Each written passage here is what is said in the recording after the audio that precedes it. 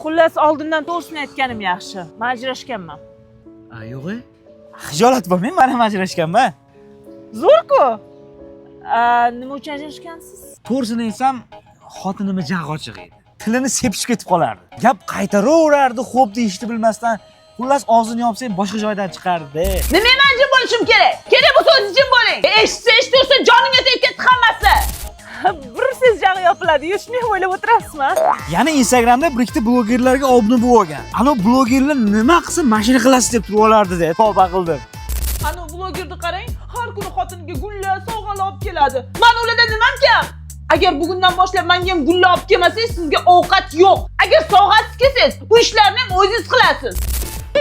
Baraka topku. Ular Instagramda shunaqa, hayotda bunaqa emas desam tushunmaydi degan gapni. Farosatdan qisgan ekan-a? Odamni eng asabiga tegadigan tomoni menga e'tibor bermayapsiz deb to'ydirib yuborardi-da. Ana duxovkadagi somsasi kuyib ketsa ham mendan arazo'vadi, men tavba qildim.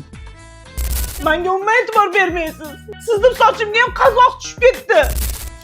Salashib yuborgan ekan-a? Salmas, ancha. O'zingiz nima ajrashgansiz?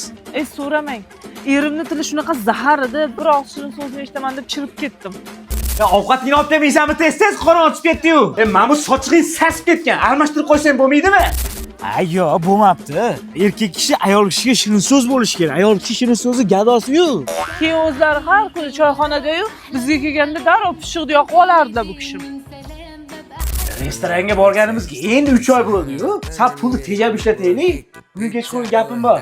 Bo'pti. Yo'q, erkak ishini qilmabdi lekin.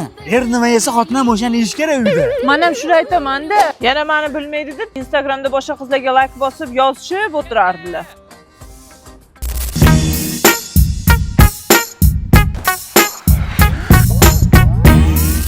Sezgan ekan-da. Qayerda sezaman-da? Instagramlarni ulab olganman-ku. Ketkaz yo'lchi, hali Instagramni ham ulab olodingmi?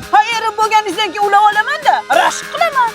Aytdim, bu qayerdan bilib qolyapti deb. Mayli, ikkalamiz ham ancha nima qilib qo'ygan ekanmiz. Mana zato gaplashib kamchiliklarimizni bilib oldik mana shu o'yin bahonasida.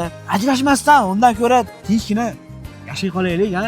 To'g'ri aytasiz. Bittasi bilan umringni oxirigacha mazza qilib baxtli yashashga nima yetsin? Yasha xotin. Bu hayot seni menga berdi.